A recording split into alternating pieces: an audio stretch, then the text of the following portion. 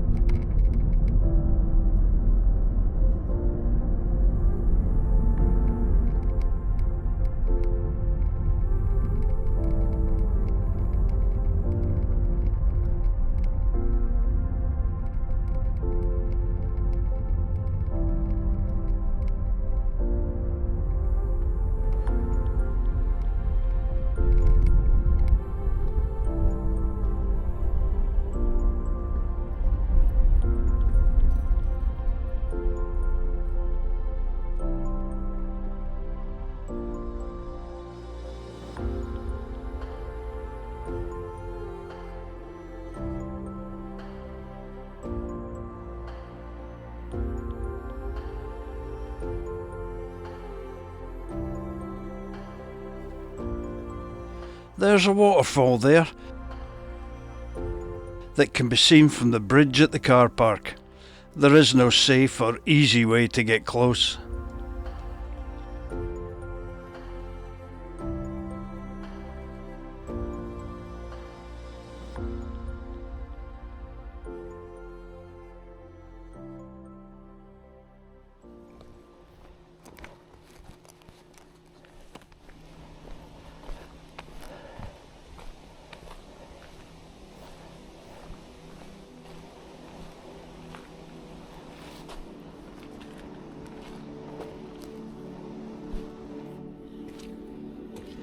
There is no gentle ease into this walk, I'm afraid. It's rocky and steep from the get-go.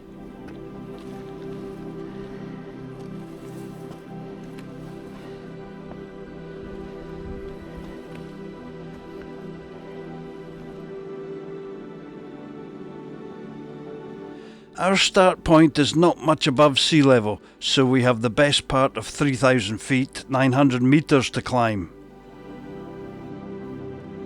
Distance on the ground, or as the crow flies, is only around 3 kilometres to our summit, but of course we are also ascending almost a kilometre into the sky, so don't underestimate this.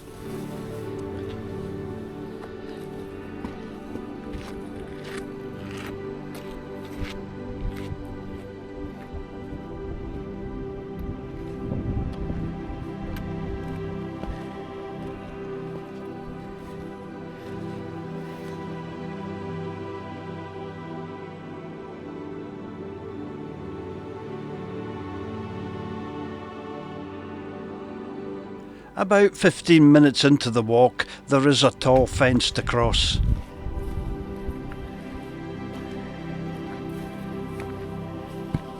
The stye is not as easy as it might look, especially if you're tall and have a good rucksack on and so need to turn around at the top. It gets steeper here for a bit. You can see the layers in the 1 billion year old sandstone rocks and the terraces that almost look constructed. There is a well-made path here which does help.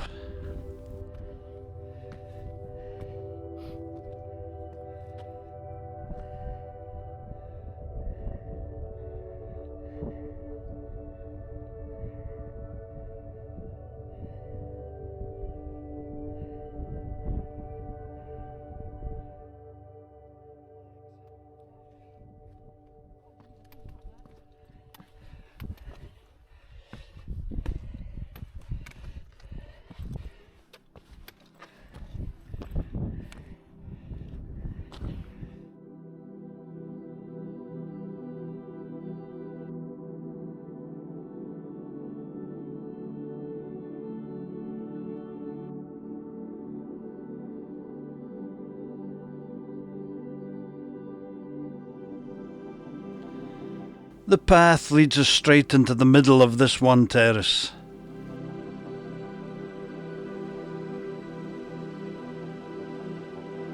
With no other paths visible, you assume this must be deemed the best route. A wall of rock that isn't too bad to climb up, but a slip coming down could hurt. It was the worst obstacle of the day. However, on seeing the aerial footage, it looks like there would be an easy skirt around to the right. Next time. We are almost past the worst of the rockiest terrain, and the gradient eases for a while, until we reach the start of the main ascent.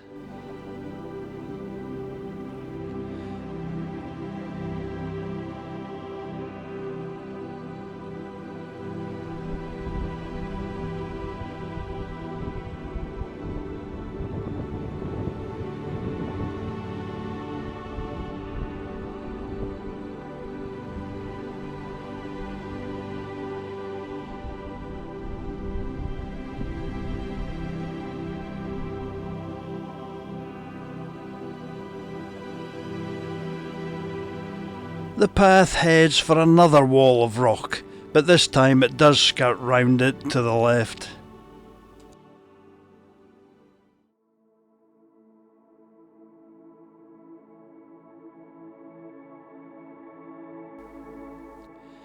The sandstone rocks that make up these mountains today are 1 billion years old, and it is believed that the sediment they were formed from was laid down slowly over tens of millions of years into a rift or a foreland basin by rivers bringing sand and silt down from an adjacent mountain range that was being slowly weathered and eroded away.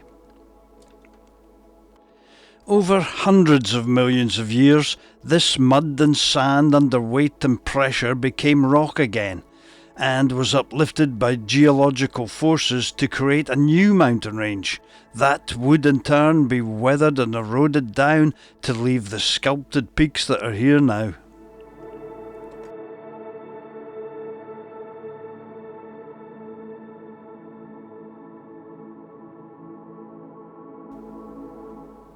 Hello again, it was nice to talk to you. I do hope you see this sometime.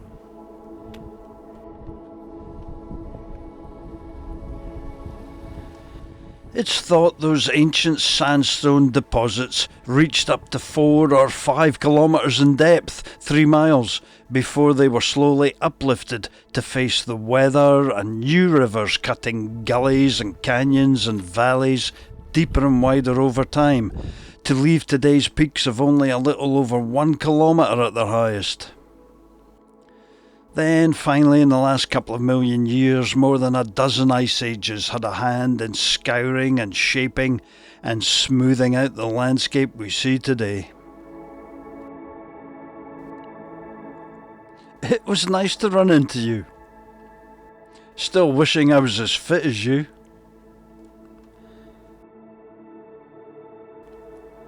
I'm a fair weather hill walker. That's why you'll never see wild weather in any of my mountain videos.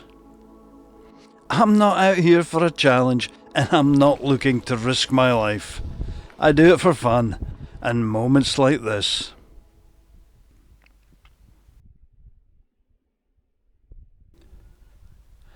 For the scenery and the quiet. Healing for the soul. Of course, the weather around here is not always this clement. Just a few months ago, someone had to be rescued from about this spot in a severe whiteout blizzard. That person probably owes their life to that mountain rescue team. I cannot emphasise enough that you should understand the Scottish mountain weather and know the forecast for your trip. Getting it wrong could mean you putting other people's lives at risk.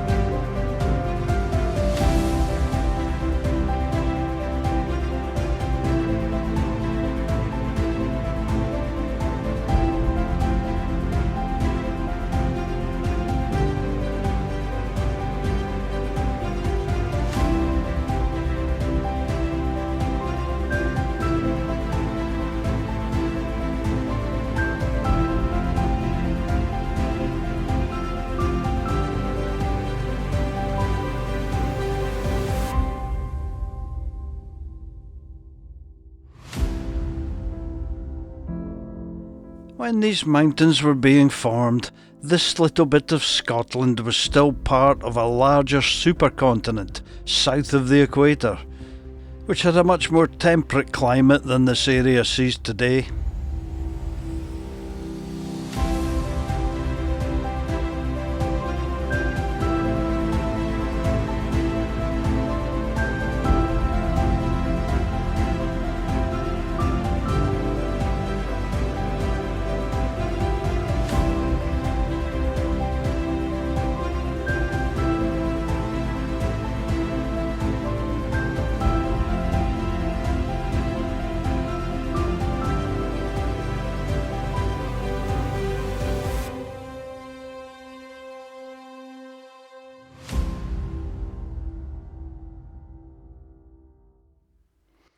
As that ancient continent broke up and drifted north, collided with others raising mountains, then broke up again in a much more recent separation that saw the remains of that parent weathered down mountain range drifting away from us, over that horizon there by thousands of miles, as part of the land we now call Canada.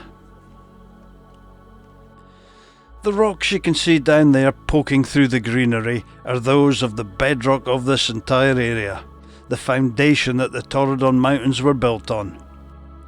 They are tougher rocks, once molten, and are 3 billion years old, the oldest in Scotland and some of the oldest in the world.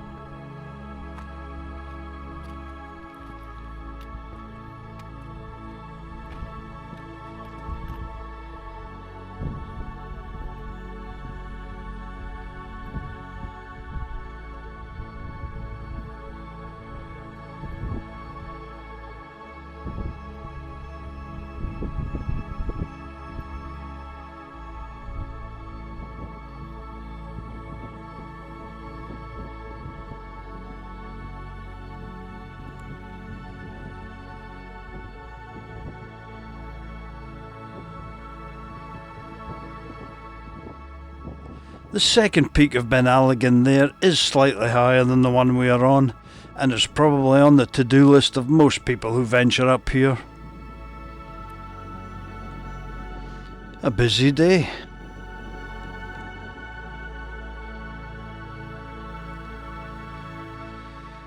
I did enough research for this walk to learn that the path to get over there is very steep and rocky in places, requiring some scrambling and climbing that I consider just not worth the risk.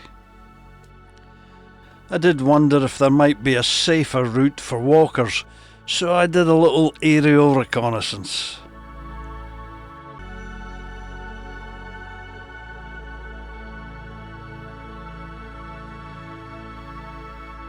Now, what does the path lead to?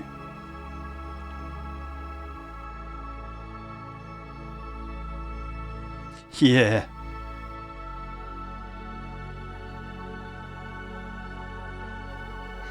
Not in my wildest dreams.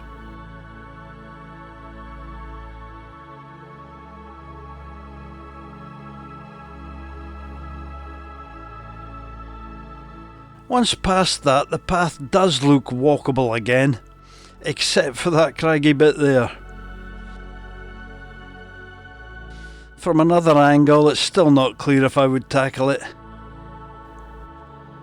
Maybe it can be bypassed, and after it the path does look like, and is reported to be, a safe walk the rest of the way.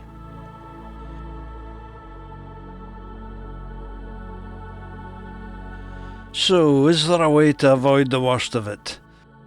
Looking here, I can see another path coming down that almost looks doable. Although there is a rocky section there, but certainly not as bad as the other way.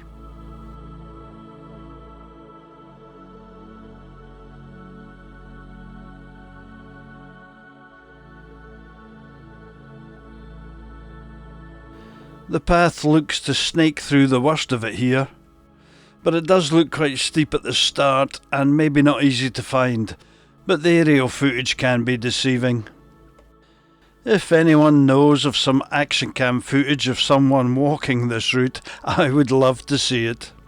I may be tempted to come back and do a part 2 to this walk.